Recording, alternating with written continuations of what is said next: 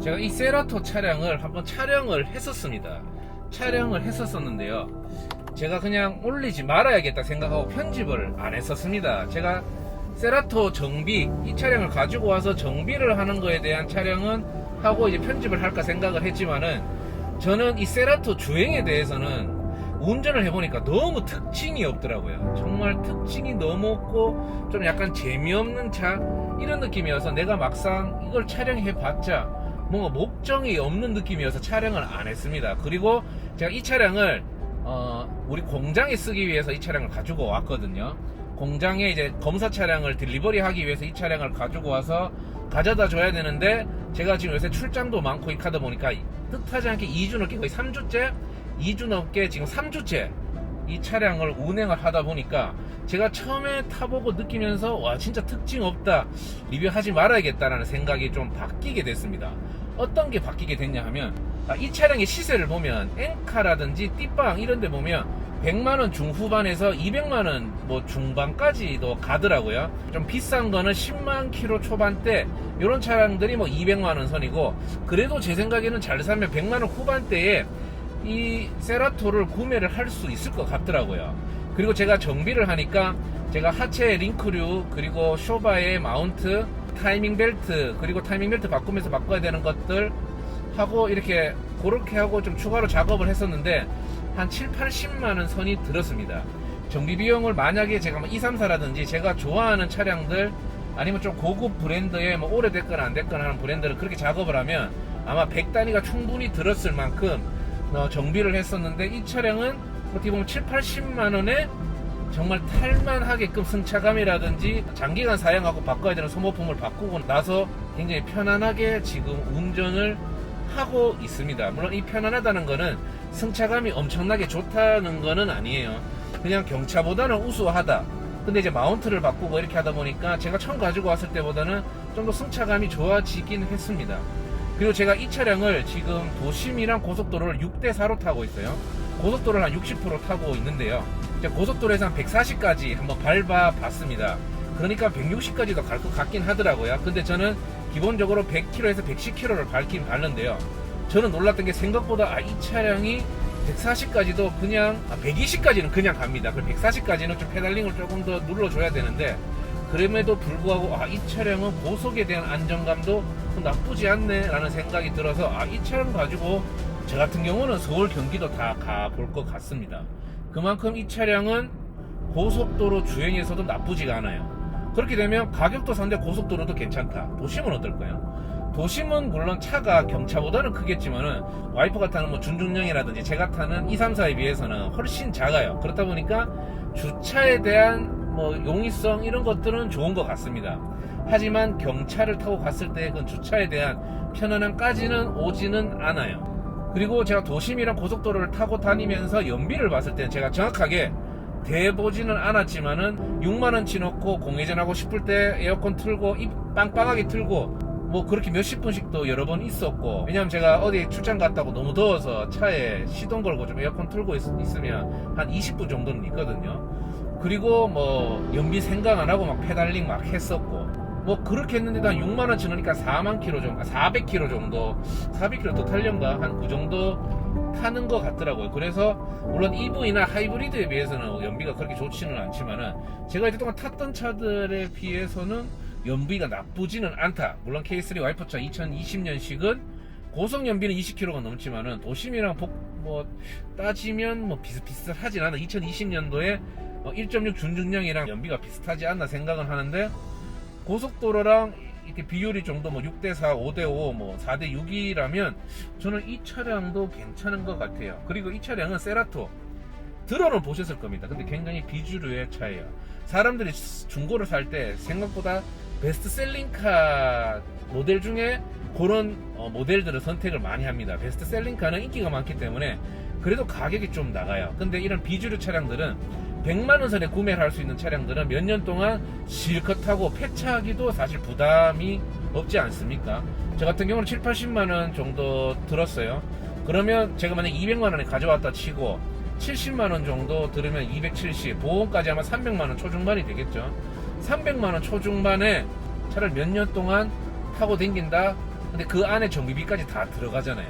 그렇게 되면 저는 막 타고 진짜 열심히 이 차로 돈 벌면서 막 이쪽 저쪽 다니면서 타기에는, 물론 이 차를 타고 야 나 이 차 탄다라고 약간의 좀 퍼포먼스를 하실 분들이 아니라면, 정말 이동수단으로만 타실 거라면 저는 굉장히 추천을 드려요. 저도 막 돈이 넘쳐서 막 슈퍼카를 타거나, 슈퍼카가 아니더라도 뭐 1억짜리 5천만원짜리 차를 뭐 타지는 못하고 있습니다. 그리고 뭐 1000만원 선의 차량은 뭐 타고 있기는 한데요. 만약에 제가 진짜 지금보다 수익이 모자라는데 이동수단이 필요하다면 저는 100만원 선의 세라토, 물론 더 고속도로보다는 도심이 많다면 저는 무조건 경차를 추천하겠죠. 경차도 안전하게 몰면, 슈퍼카도 위험하게 몰면 다 죽습니다. 아시죠?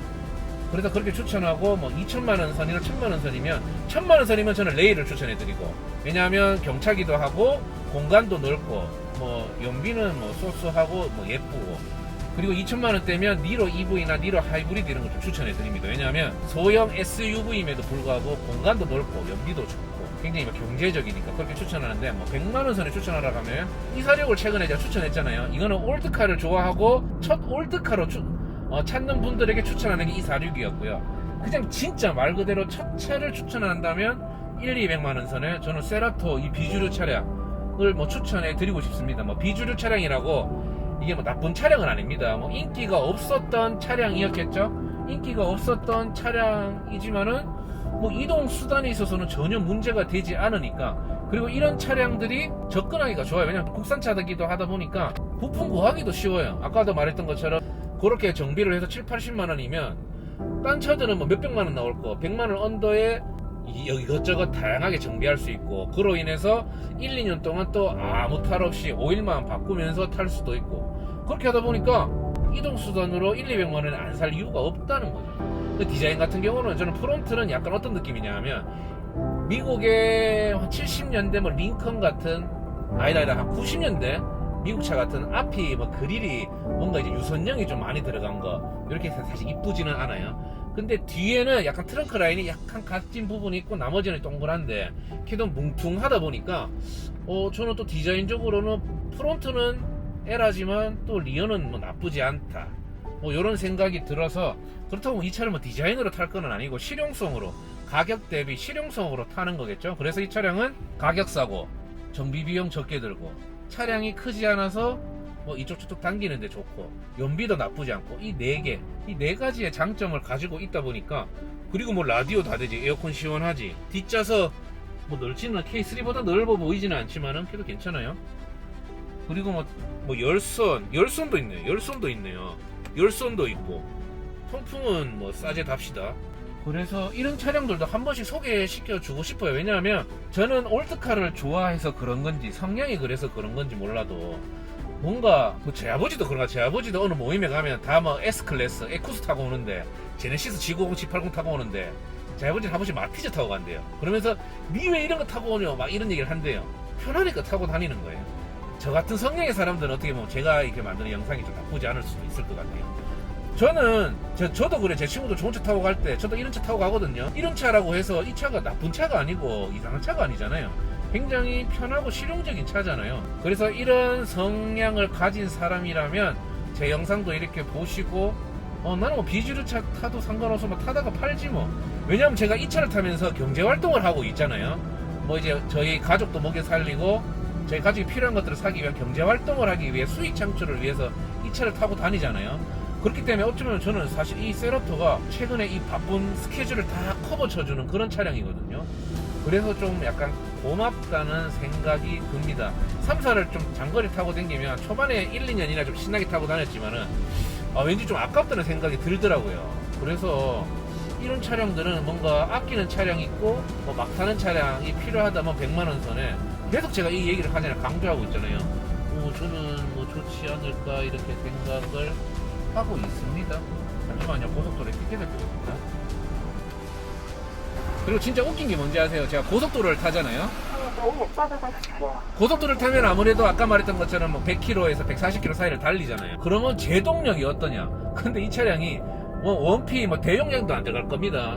뭐 원피 이런 게 들어갔겠죠. 근데 고속도로에서 뭐 120km, 140km 달다가 브레이킹을 하잖아요. 생각보다 차체가 가볍다 보니까 잘 밟혀요. 물론 이렇게 탁탁 밟히진 않지만은 이게 이거 왜 이렇게 밀리노? 오히려 그랜저 TG가 엄청 밀렸다는 거 혹시 제 그랜저 편 보시면 아시겠지만 나올 건데, 이 차량은 달리다가 잠시만요, 달려볼게요. 지금 달리다가 일단 지금 한 100km 정도 달려보고 제동을 뒤에 차가 없는 조건 하에 한번 해보겠습니다. 그리고 RPM을 막 써도 부담 없어요. 왜?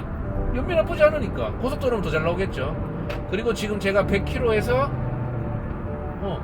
이게 오히려 TG보다 밀린다는 느낌은 없어요. 근데 대신 160, 170km 밟으면 어떻게 보면 내 목숨을 내놓고 달리는 거겠지만 제동도 무난하고, 근데 팍팍 밟히는 N이라든지 M이라든지 이런 거 타는 사람들한테는 제 말이 아주 형편없는 소리겠지만은 제동 나쁘지 않아요. 이거 브레이크 소리 하는데 얼마 들겠어요? 패드 소리 하는데 얼마 들겠어요? 그리고 고속감도 RPM이 쫙 올라가서 다시 바뀌고 나서는 또 무난하게 올라가고, 저는 지금 100km로 달리고 있거든요. 고속도로 100km 달려도 140km 달리는 사람이랑 큰 차이 없는 거 아시죠? 140km 달리면 딱지도 그릴 수 있습니다. 제가 2주 정도 타면서 느꼈던 소감을 말씀드려봤고요. 저는 공장에 가서 아버지한테 물어볼 거예요. 혹시 이 차 좀 내가 더 타도 되나? 물어볼 거예요. 왜냐하면 일단 유지비가 좋게 드니까, 요즘같이 경기가 어렵고 금리가 오르고 물가가 오르는 그 스태그플레이션을 앞두고 있는, 어쩌면 거기에 진입할지도 모르는 이런 글로벌 시대에 어떻게라도 금전적으로 아껴야 되는데, 그럴 거면 저는 이게 어떻게 보면 나쁘지 않은 선택인 것 같습니다.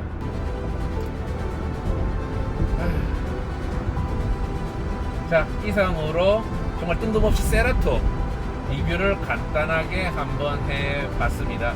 자, 세라토 영상 보시고 엔카나 띠빵 한번 검색해 보십시오. 그리고 저는 개인적으로 추천은, 이런 차는 비인기이기 때문에 키로수가 많아서 쌀 수도 있지만 비인기라서 잘 안 팔린다는 생각에, 키로수가 작아도 싸게 파는 차가 분명히 금매로 나올 거라고 생각을 합니다. 그래서 한번 잘 보시고 한번 구매해서 타고 다니시길 바랍니다. 감사합니다.